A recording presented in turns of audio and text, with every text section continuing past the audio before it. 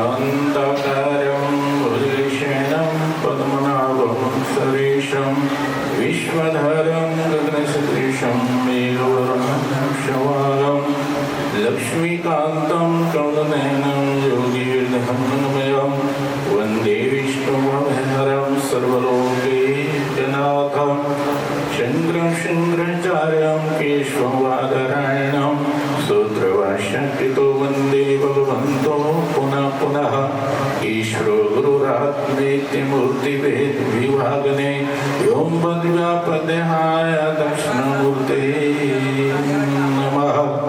अखण्डमण्डलाकारं व्याप्तं येन चराचरं तत्पदं दर्शितं येन तस्मै श्रीगुरुवे नमः। बोलो सद्गुरु महाराज की जय, श्री उमापति महादेव की जय। व्यास गद्दी पर विराजमान आचार्य जी महाराज और मंच पर बैठे हुए ब्राह्मण और आचार्य सबको मैं आत्मा रूप में सभी भक्तों को भी प्रणाम करता हूँ। बंधुओं, आप बहुत कथा सुन चुके होंगे और भी कई जगह आपने सुनी होगी और अभी आप सुन रहे हैं। इसका महत्व तभी होगा जब आप सुन करके अपने जीवन में कुछ उतारोगे। इतनी सुनी ये नहीं है, कितना आपने जीवन में उतारा है। क्यों? अगर भोजन पाते समय आपकी सब्जी में नमक नहीं होगा तो भोजन आपका बेकार होगा। अगर मंदिर में कोई मूर्ति नहीं है तो वो मंदिर भी बेकार है। और कहते हॉस्पिटल में अगर कोई डॉक्टर नहीं है तो वो हॉस्पिटल भी तो बेकार है। ऐसे अगर हमारे जीवन में शांति नहीं है तो जीवन बेकार है, क्योंकि हम लोग सुन करके अपने जीवन में काम उतारते हैं और घर में जाकर के वही लड़ाई झगड़ा होता है। इसीलिए संत लोग कहते हैं कि पहले कितना बड़ा परिवार होता था, अब परिवार की जगह एक मेरा परिवार उसने ले लिया है। और लेटरिन बाथरूम अटैचमेंट जो है, कहते एक कमरे में 2 कमरे में अटैचमेंट जो बन गया ना, वो अपने परिवार की अटैचमेंट छूट गई है। पता ही नहीं है साथ में जो भाई है वो क्या ठीक है या नहीं है। इंसान अपने ही अटैचमेंट में लगा हुआ है, क्योंकि अपने एरिया में पहले ऐसे नहीं होता था। इसलिए बंधुओं, आपने अपने जीवन में जो है, क्योंकि संयम, अगर सांप को निकाल दोगे तो क्या बचेगा? यम। कहते संयम अपने जीवन में बहुत जरूरी है। अगर संयम नहीं होगा तो कहते आगे फिर बढ़ना मुश्किल हो जाएगा। क्यों? एक एक इंद्री के पीछे देखिए, आपने सुना ही होगा, मछली एक जीव के पीछे जो है कांटे के साथ वो अपने आप को समाप्त कर देती है। और पतंगा जो है एक आग के पीछे लग करके अपने आप को जो है वो दीपक में अपने आप को समाप्त कर देता है। और हाथी अपने शरीर के ऊपर अंकुश न रखने के कारण जो है वो गड्ढे में जाकर के गिर जाता है। तो बंधु, ये आप लोग सुनते हैं, जब तक हम अपनी इंद्रियों के ऊपर, अपने मन के ऊपर, क्यों बाल हम सफेद जब होने लगते हैं तो काले करने की बड़ी कोशिश करते हैं, हम डाई आदि लगाते हैं, करते ठीक, ये आपका अपनी जिंदगी का एक अलग जो है मामला है, इसमें मैं बहुत नहीं कहूंगा। पर आपने एक बात याद रखना है, एक बात जो है उसको अपने जीवन में उतारना है। आप ये जो कथा हो रही है शिव कथा, अगर आप इस शिव कथा, ये एक डाई है, ये सत्संग जो है एक डाई है, अगर इस डाई को आप अपने मन को जो है, जो मन आपका कपटों से भरा हुआ, शल कपट जो हमारे अंदर भरे हुए, अगर आप ये सत्संग जो शिव कथा हो रही या भागवत हो रही तुम सुनते हो, अगर उससे तुम डाई कर लेते हो तो आपका मन अगर पवित्र हो गया, आपका मन अगर काले से सफेद हो गया, तो कहते हैं जैसे दूध का सार जो होता है वो मलाई होता है, इस जीवन का सार भलाई होता है। अगर तुम ये जान जाओगे तो अपने जीवन में तुम कभी बुराई नहीं करोगे, तुम अपने जीवन में हमेशा अच्छाई करोगे और तुम दूसरे का भला सोचोगे। जो दूसरे का भला सोचता है उसका परमात्मा भला करता है। इसलिए बंधुओं, ऐसी जगह में आकर के जो है हमने ऐसी जो है बातें को सीख करके जाना है कि हम आगे जाकर के समाज समाज में, क्योंकि आज हम बरूद के ढेर पर बैठे हुए हैं, आज हम अपने धर्म को छोड़ करके जो है बहुत दुख उठा रहे हैं, आज हम ना संस्कृति को जानते हुए, अपने को संस्कार ना देते हुए अपने बच्चों को जो है कहते बहुत नशों के बीच में लग रहे हैं। तो कारण क्या है कि हम खुद भी संस्कार नहीं होते हैं और बच्चों को भी संस्कार देने की कोशिश नहीं करते हैं। पंडित जी ने, आचार्य जी ने बहुत अच्छा कहा, क्योंकि हमें ये संस्कार जो है, ये बातें जो है, ये अपने मन में बैठानी है। तो बंधुओं, समय आने पर मेरे को याद आया, यहाँ पर एक मूवी था, महादेव जी का एक योद्धा ना थड़ा ही बना हुआ था। तो सन 1968 में मैं इधर आया था कुछ लकड़ी लेने के लिए, तो मेरे को प्यास लगी, तो मैंने भी ऊपर से घड़ा उठाया और फिर पानी पीने लगा। उतनी देर में एक छोटे कद के ब्राह्मण आ गए। वो मेरे को कहते हैं कि आप कि बेटा तुम क्या कर रहे हो? मैंने कहा बहुत प्यास लगी। कहते कोई बात नहीं, प्यास लगी है तो लो मैं पिलाता हूँ आपको। कहते मैं आपको पिला देता हूँ, कोई बात नहीं। वो जल मेरे को पिला दिया। देखिए वो भी समय था, उस समय क्योंकि यहाँ से रास्ता होता था, लकड़ी लेने भी जाते थे, घास लेने भी जाते थे, लेकिन जब समय बदल जाता है तो कहते उस समय का कहते कोई पता नहीं, परमात्मा ने समय को कैसा, जब समय आता है कैसा बना देना है। तो तुम भी उस परमात्मा के ऊपर एक निश्चात्मिक बुद्धि जो है रख करके, बना करके, क्योंकि हमारी बुद्धि जो है डोल जाती, थोड़ा सा कष्ट आता है, थोड़ा सा कोई ऐसा विघ्न हुआ तो हम परमपिता परमात्मा के नाम का सिमरन और भगवान की पूजा जो है वो बड़ी जल्दी छोड़ देते हैं। अभी आप महाराज जी के, आचार्य जी के मुखारबिन से सुन रहे थे घृष्मेश्वर महादेव के बारे में। भीष्म और सुदेहा, पहले तो सुदेहा ने कहा कि तुम शादी कर लो, क्योंकि हमेशा विचार करना स्त्री और पुरुष में कोई भेद नहीं है, लेकिन स्त्री के मन के अंदर जो है ईर्ष्या आदि की ज्यादा होता है, इसीलिए घर में कलेश होते हैं। क्योंकि श्रीमान रात को सो नहीं सकता है, जो भी बात हुई होती है जेठानी से, सास से, और रात को युद्ध होगा उनसे, तो वो बेचारा सो नहीं सकेगा। ऐसा काम मत करो, क्योंकि ये बातें हमने अपने जीवन में उतारनी है, तब जाकर के हमें घर जो है वो स्वर्ग बन सकता है, हमारा घर जो है वो पवित्र हो सकता है। लेकिन जब तक हमारे विचार अच्छे नहीं होंगे तब तक, इसलिए जो तुम चाहते हो वो दूसरों के लिए भी मत करो। कहते उनको दाह हो गई और बाद में पुत्र को भी मार दिया हो, तो परमात्मा की लीला है कि भगवान ने जो है एक अपनी माया दिखाई है कि मैं जिसके साथ होता हूँ उसको कोई मार नहीं सकता, उस लड़के को जीवित कर दिया। और ऐसे में उदाहरण भी देता हूँ, किसी लड़के ने शादी करवा लिया अंग्रेजन के साथ, तो जब घर में लेकर के इंग्लैंड से आ गया तो अब उसने सोचा कि माता तो मेरी पुराने विचारों की है, तो इसने कही हो सकता है भोजन ना दे, उसने एक नौकरानी रख लिया। अब नौकरानी जो है काम करती, लेकिन जो पिछले लोग होते थे उनको नौकरों का काम, नौकरानी का काम पसंद नहीं आता था, टीका टिप्पणी ज्यादा करते थे। तो उसने कहा, कुछ ऐसा गाली गलौज जो है करने लगी सास, उसकी माता उसको क्या कहती है, कहती है अरे गली, तुम गली जैसे क्या कर रहे हो। अब उसको जो अंग्रेजन थे उसको तो पता नहीं क्या बोल रही है नौकरानी को, तो अपने पति को पूछती है शाम को, हे पति देव, ये तुम्हारी माता जो है कि ऐसा बोल रही, गली किसको बोलते हैं? तो उसने कहा चलो जान छुड़ाओ, इसे कहते गली बोलते हैं जो मोटापा होता है, जो मोटा हो जाता है उसको गला बोलते हैं, ऐसी जान छुड़ाने के लिए। अब कुछ दिन हुए तो फिर बोल दिया, क्या बोल दिया? कहते अरे उल्लू की पट्टी। अब उसने शाम को फिर जो है श्रीमान जी आए घर में, पूछा कि ये उल्लू की पट्टी क्या होता है? कहते अब जान छुड़ानी थी उसने कहा उल्लू की पट्टी होती है दुबली पतली। अच्छा, अब क्या हुआ? कुछ दिनों के बाद उसकी माँ ही बीमार हो गई बेचारी। जब बीमार हो गई तो जब टाइम अच्छा लग गया तो उठी, बड़ी जो है दुबली पतली तो वो हो ही गई, बेचारी कमजोर हो गई। तो वो क्या कहती है जो अंग्रेजन थी, कहती कि अरे उल्ली की पट्टी गदी, अब उल्लू की पट्टी हो गई है।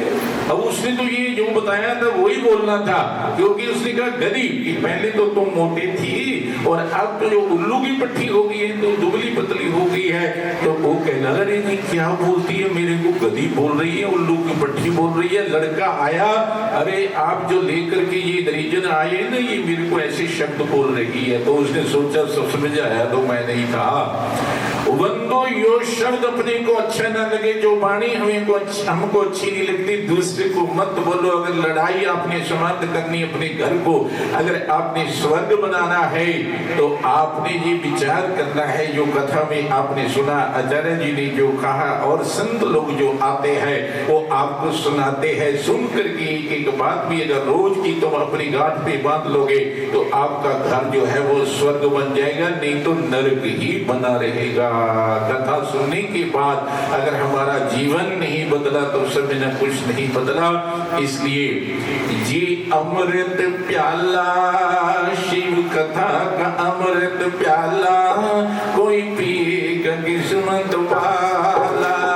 ये शिव कथा का प्याला, कोई पिएगा किस्मत वाला, कोई पिएगा किस्मत वाला। पाग भुवन ते सत्संग आइए, पाग भुवन ते सत्संग आइए, पाग भुवन ते हरि गुण गाइए, पाग भुवन ते हरि गुण गाइए। सुनिए हरि नाम दी चर्चा, कोई सुनेगा बागा वाला। ये अमृत प्याला, कोई पिएगा किस्मत वाला। ये अमृत प्याला, कोई पिएगा किस्मत वाला।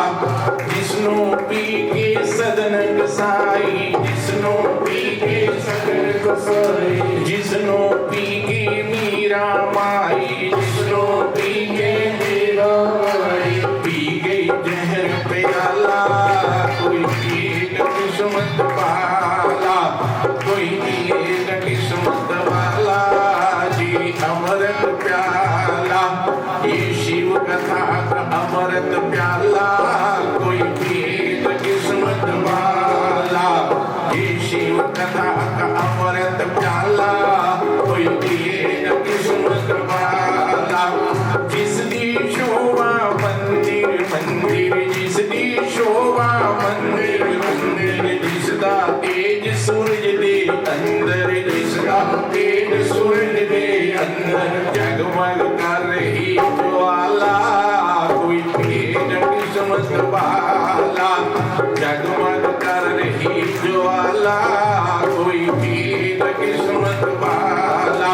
ये शिव कथा का अमृत प्याला, कोई पिएगा किस्मत वाला।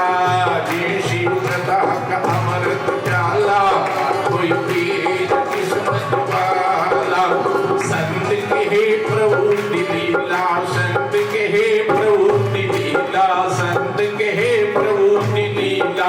ये नाम है बड़ा वसीला, ये नाम है बड़ा वसीला। सबदा रखवाला, कोई पिएगा किस्मत वाला।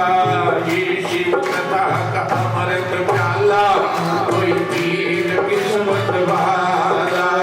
ये शिव कथा का अमृत प्याला, कोई पिएगा किस्मत वाला। इसलिए बंधु अपने होश हवास में कुछ कार्य ऐसे कर जाना। क्योंकि मकान बनाया, सजाया, गद्दी लगाए, फिर सोफा सेट लगाए, कहते सारा कुछ लगा लिया पर मन नहीं सजाया।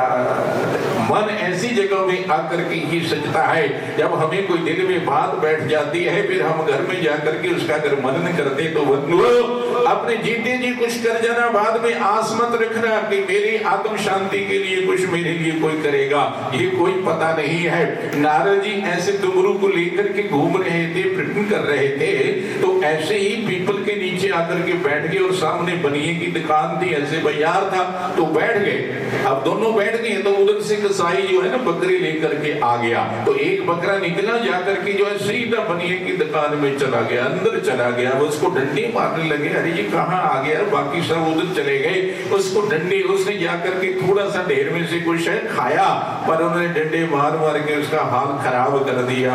अब आया क्यों था, उसी की दुकान थी, वो तो उसका पिता था। वधु ये आपको पता नहीं है, हमारे परिवार के गई भी को जीव आत्मा वो वापस आप आपके घर में भी आ सकती, लेकिन इंसान जो है इन चक्षुओं से देख नहीं सकता है। इसलिए ये ज्ञान की ज्योति इंसान को प्राप्त होती है। अभी आचार्य जी बोल रहे थे कल सुदर्शन चक्र के बारे में आपको बताया जाएगा, लेकिन अगर आप अभ्यास करोगे बंधु, मैं ये वैदेश से कहता हूँ, सुदर्शन चक्र के रोज तुम दर्शन कर सकते हो।